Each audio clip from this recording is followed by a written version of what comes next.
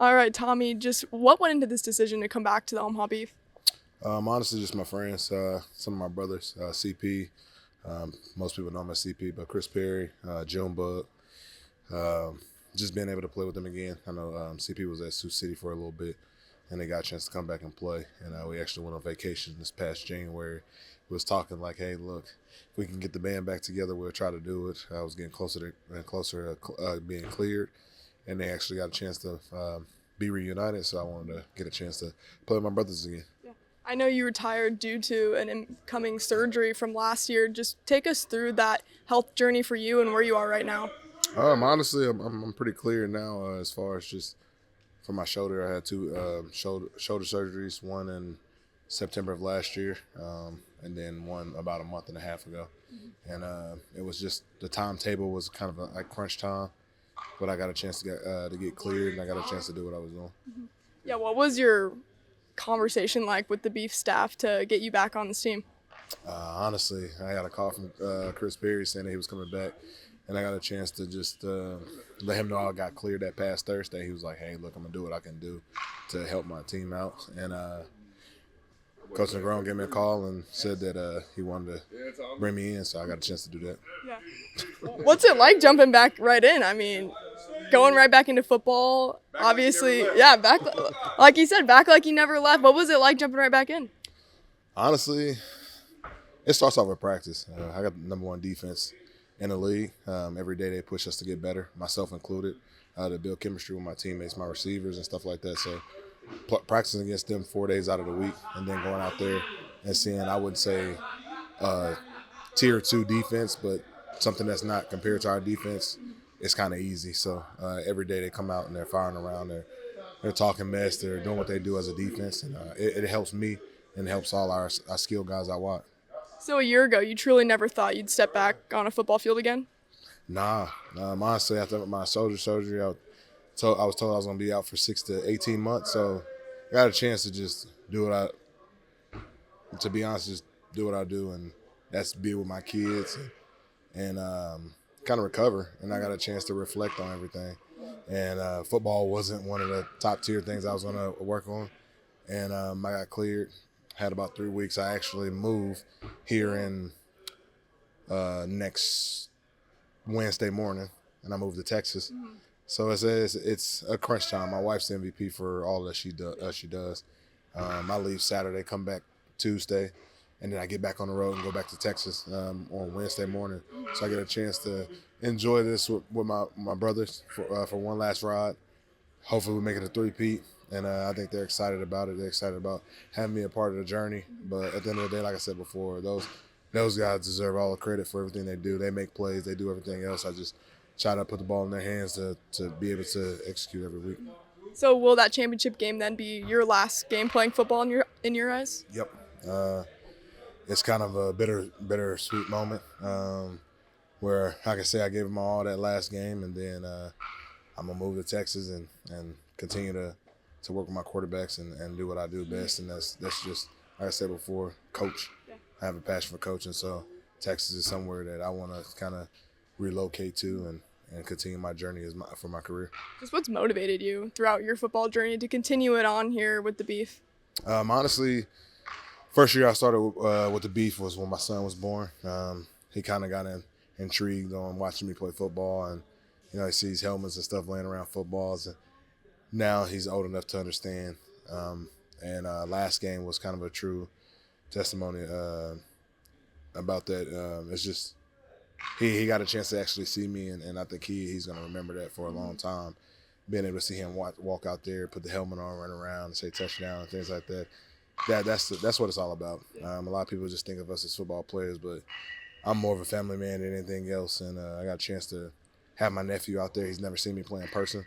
So that's kind of been motivating for me the last few years of being able to have extended family, people that haven't seen me play in 12, 14 years since I was in high school and middle school. And it's helped me out a lot.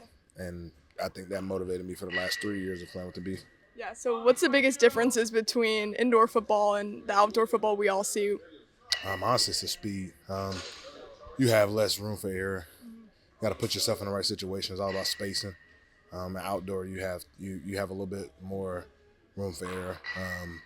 Of course, you have 3 other people that's out there that can protect you. 2 of them, which would be in the O line. But other than that, is like I said before, it's higher pace, more hits.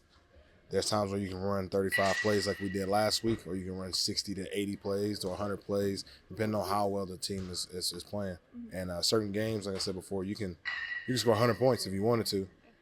If there's no defense involved, both teams can put up 100 points. And I think that's the most entertaining part about it is you can be down 21 points with 5 minutes left and it still be a ball game.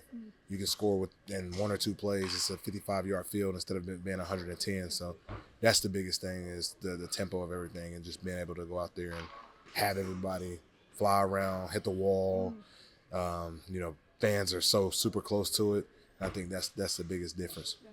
I want to talk a little bit of Huskers too. What's been your impression of Dylan Riola and just all the hype around him from his freshman season? I think he's doing pretty well. I try to keep up as much as I can with the Huskers. I think for his first year, he did what was expected. He had some growing pains here and there, but he's doing a great job not only for himself, but to get guys around him as playmakers and calling the right people. Definitely with NIL being how it is now, with being able to put people around you. I think he's done a great job of putting the team in the right situation to be successful. I think this upcoming season is going to be a really good season for him, just because he looks more fit, he looks more ready to play. And I think last year was just a learning curve for him, just because he's coming from being a senior in high school to being a true freshman starter, playing against guys that's sophomores, juniors, and even redshirt 4th, 5th year seniors.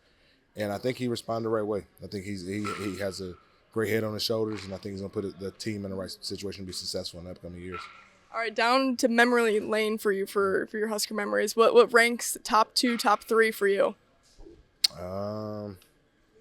Top 1, I would say, versus Wyoming, my senior year. My mom got a chance to come down. That's the year I broke the record for most touchdowns in school history. 2 would be probably Miami in 2014 when I got a chance to play a historic game, basically based off of how well they've been doing things as far as the rivalry and coming out victorious with that. I think me and Amir talked about that a couple of days ago when he had his camp. 3 would probably be USC. When we played USC, we lost, but that was the year that I proposed to my wife. Actually, no, I'll say Foster Farms. That's the year I proposed to my wife in California, and we ended up winning that game versus UCLA. And that was the first year we were, I think, 5-7. We got a bid to play, and we ended up winning versus a 9-3 team, which kind of was good for us. But those are those memories that I guess I will remember the most. So do you enjoy this direction that Matt Rule has this program? Year 3, so obviously a big year for him too. Yeah, I think so. Like I said before, if you look at his resume, every year he's improved from year 1 to year 3. So he's doing a great job of putting himself in the right situation, like I said before. It just needs time. I know the last few coaches that we've had, they've really only had about 3 or 4 years before they kind of got the short end of the stick. And I think this year he's actually doing a lot of good things as far as not just for just the football side of it, but just the recruiting, getting coaches in, and you could tell that it's not about just the football team. It's about the collective whole as far as the equipment managers, the athletic trainers, the academic advisors, all of that. I just actually ran into Dennis LeBlanc yesterday morning, and I talked with him for a while. So he's enjoying it. He loves everything about his new office. He said it's twice as big. And that's the thing that a lot of people don't realize is Coach Rule's doing a lot of things of building everybody together as far as from the ground up, not just from the football aspect of the world. Last one, just what would it mean to kind of ride off into the sunset in your career with the championship?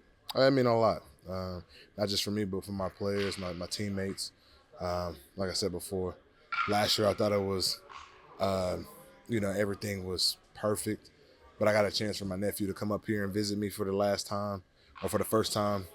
And he's 13 years old. He's been watching me since he was a little kid.